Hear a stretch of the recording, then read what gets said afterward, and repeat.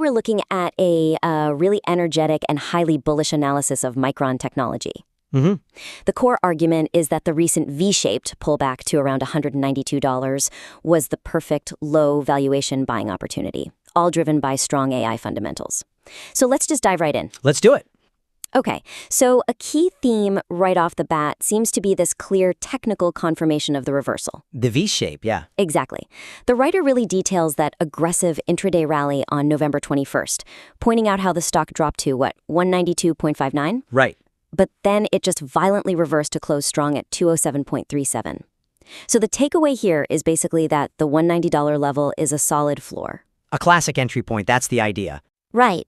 Then on the fundamental side, they're making a strong case based on three big pillars. First, this anticipation of record revenue for fiscal year 25, over $37 billion. A huge number. And second, they stress the forward PE multiple, around 14x, which, they present as just incredibly cheap. Especially when you put it next to other AI names. Totally.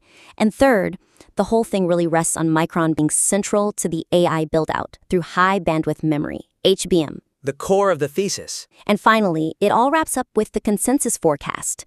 Big firms expecting this memory upcycle to last a good 18 to 24 months, with price targets going all the way up to $275, even $325. It's a very high conviction piece. I agree. The conviction is undeniable. And, the writer did a great job isolating all the most positive indicators for Micron. But, and this is the first thing for me, if the goal is to get this from a persuasive argument to, let's say, professional-grade analysis, we need to balance the ledger a bit.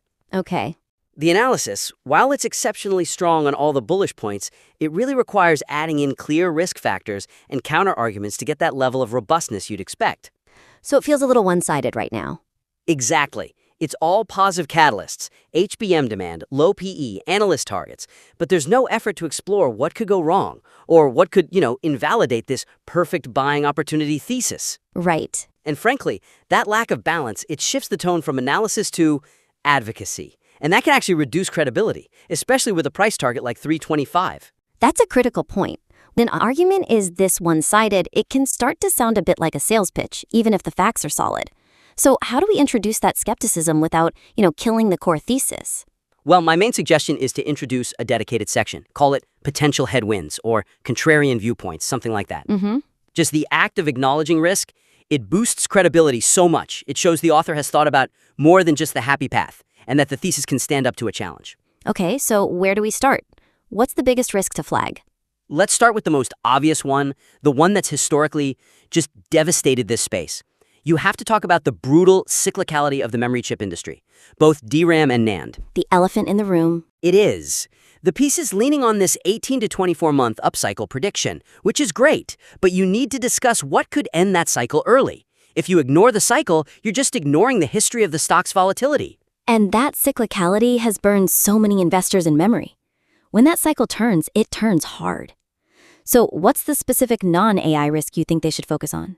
I think you have to discuss what happens if there's a faster than expected global macro slowdown that hits non-AI demand. Like consumer stuff? Exactly. Think about PCs and smartphones.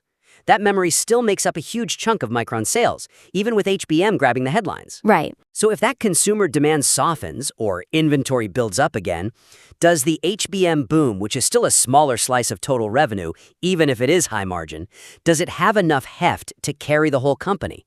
You've got to quantify that trade-off. That's a good point. And another related risk, since the analysis leans so hard on that technical confirmation at 190. You have to challenge it. You have to. The writer notes the strong close, which is fair, but what happens if the breakout they're hoping for above 212 just fails? Maybe on some bad news or a broader market dip. Right. If that breakout fails, the reader needs to know the downside scenario. Exactly. If that critical 190 support were to get breached, maybe because a competitor gives bad guidance or there's a macro shock, where does the stock find its next floor? Yeah, where's the next line in the sand? Or even lower. If you ignore that possibility, the whole analysis just seems kind of fragile. And finally, on the risk side, the entire thesis is about HBM, so we have to look inside the sector itself, right? Yes, the competitive disruption. The analysis is right that Micron is selling every chip it can make right now, but what about the huge accelerated capacity build-out from competitors? Samsung? SK Hynix? They are pouring billions into this segment too, so you need to detail the Well, the inevitable risk of HBM price erosion later in the cycle. When supply catches up? Yeah, maybe 12 to 18 months out, once supply chains finally catch up to this insane demand.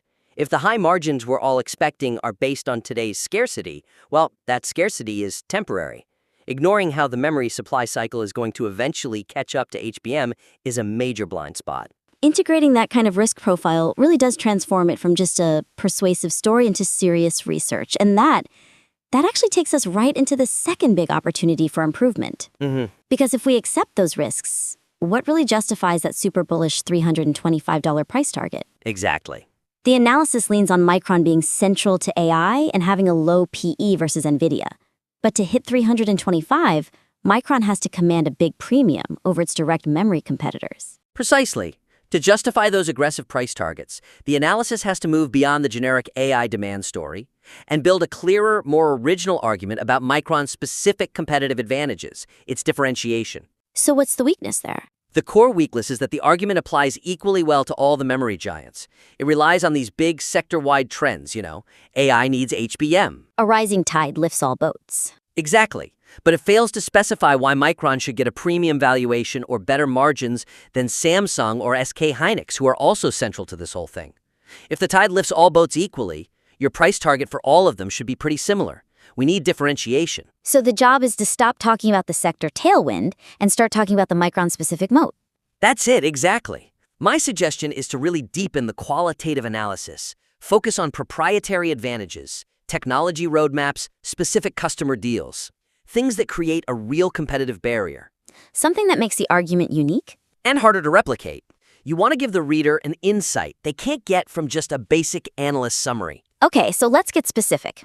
How do you build that proprietary edge? Let's start with the HBM product itself. Okay, so you can't just say HBM. You need to quantify the specific technical superiority of Micron's HBM3E product. Investors want concrete metrics, not general statements. So are we talking about things like latency or pure bandwidth? We need to talk about efficiency. Specifically, energy efficiency per bit compared to what the competition is offering right now. Ah, the power consumption. That's what translates into massive cost savings for AI data centers. If Micron's HBM3E needs way less power to run these huge AI models than their rivals' products, which they claim is true, that's a performance advantage that links directly to operating expenses for the big hyperscalers. Microsoft, Google. Right. That's the metric that drives customer wins and justifies a premium valuation.